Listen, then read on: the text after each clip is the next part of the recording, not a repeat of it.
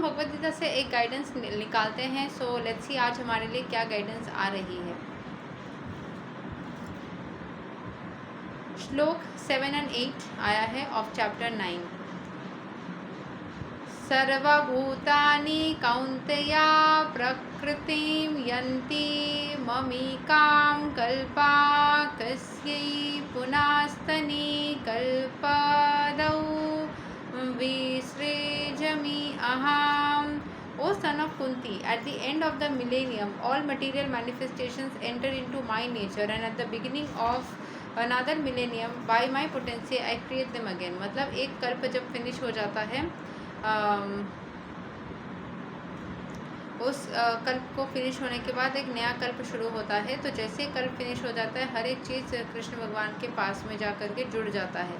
ठीक है। At the end of the millennium means at the death of Brahma lives for 100 years and his one day is calculated by 4300000000 of our earthly years। मतलब करोड़ों साल जीता है वो। करोड़ों साल, करोड़ मतलब बहुत सारे करोड़ों साल जीता है। उसके बाद में उसकी जब मृत्यु हो जाती है, उसका एक दिन और एक रात मतलब कुछ हज़ार करोड़ है। ठीक है। और उसके बाद में जा कर के इतने hundreds and crores of years के बाद में जब वो मृत्यु हो जाती है, तब सब कुछ भगवान श्री कृष्ण में जाके मिल जाता है। फिर वापस से वो उनको क्रिएट करते हैं एज पर दिस श्लोक। श्लोक 8 प्रकृतिं स्वाम अवस्थभ्या विसर्जनामि पुनः भूताग्रमाम् इमां कृष्णाम् अवसां प्रकृतिर्वसात्। The whole cosmic order is under me. Under my will, it will automatically manifested again and again, and under my will, it will be annihilated at the end. तो भगवान श्री कृष्ण के हाथ में ही सब कुछ है। उनकी इच्छा से बार बार चीज़ें क्रिएट होगी, उनकी इच्छा से बार बार चीज़ें नष्ट हो जाएगी। तो सोचने का क्या, इससे गाइडेंस यही मिल रही है कि हर एक बार हर एक चीज़ को लेकर सोचने का क्या, चीज़ें हर बार भगवान के हाथों से ही बनने वाली है, उनके हाथों में जाके मिल जाने वाली है। देर है तो खुद को उनके हाथ में समर्पित करने का। Material world is a manifestation of the inferior energy of the Supreme Personality of Godhead. This has already been explained several times. At the creation, the material energy is let loose as the Mahat Tattva, into which the Lord, as his first Purusha incarnation, Mahavishnu, enters. He lies within the casual ocean and breathes out innumerable universes, and into each universe the Lord again enters as Garbhodayakshi Vishnu. Each universe is in that way created. मतलब यहाँ पे भगवान जो है बहुत बार universe को बनाए हैं और बहुत बार वो नष्ट भी हुआ है।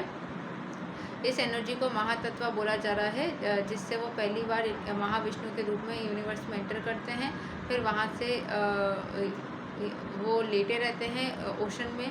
वहाँ पे बहुत सारी यूनिवर्सेस उनके सांसों से निकलती है और हर एक यूनिवर्स में एक बार करके एंटर करते हैं गर्भोदयाक्षी विष्णु के रूप में। Each universe is in that way again enters created. He still further manifests himself as Krishna Dayakshi Vishnu, and that Vishnu enters into everything, even into the minute atom. This fact is explained। मतलब एक विष्णु से, उनके सांसों से बहुत सारी universe बन रही है। हर एक सांस जो छोड़ रहे उससे बन रही है, उसके अंदर वो घुस रहे हैं। वहाँ पे सांस छोड़े तो उसमें और भी ज़्यादा बन रही है। तो ऐसे करके करोड़ों यूनिवर्स एंड मल्टीवर्सेस है। Now as far as living entities are concerned, they are मतलब इतने सारे यूनिवर्स और इतने सारे जो एनर्जीज बन रहे हैं, उनमें से हम एक छोटे से एक जीव है। उसमें क्या ही मतलब फ़र्क पड़ेगा कि हमारी लाइफ में क्या चल रही है। इतना बड़ा करके जो हम देखते हैं, हम इतने सारे यूनिवर्स और उसमें इतने सारे जीवों के बीच में हम एक छोटे से एक पीस है। तो क्या ही फ़र्क पड़ जाएगा कि हमारे साथ क्या हो रहा है।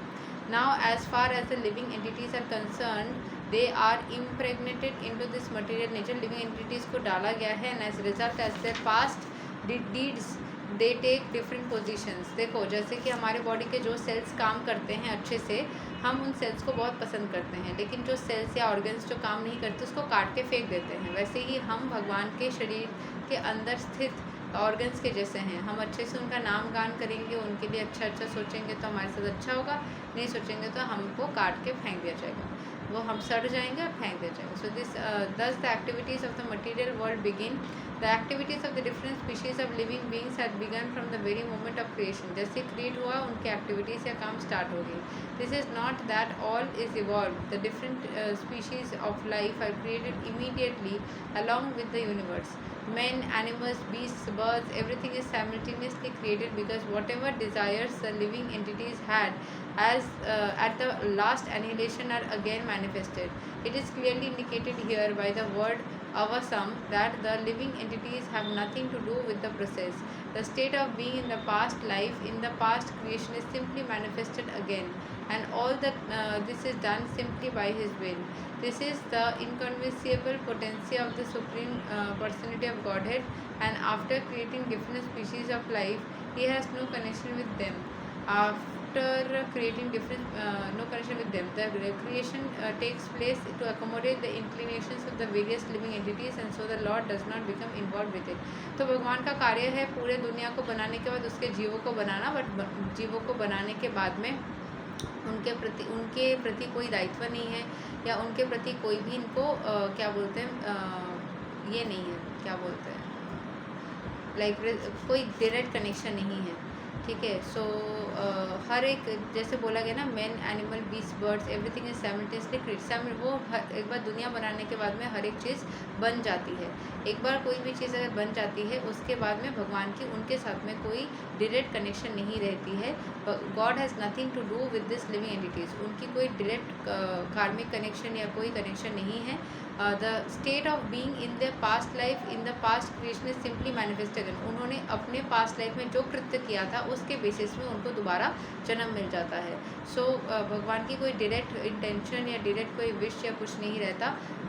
जिस चीज़ से मतलब जैसे भगवान किसी जीव को बनाते हैं उस या दुनिया को बनाते हैं, उसके अंदर की जो जीव है, जो सोल है, उसकी ही पास्ट एक्शन से वो बन जाती है. वो पास्ट करके पीछे जाए तो कहीं ना कहीं तो शुरू हुआ था, कहीं ना कहीं it started. So that time there was nothing like कि मतलब किस तरीके से बना है, उसको बस एक पर्टिकुलर प्रोसेस से बना दिया गया था नेचुरली.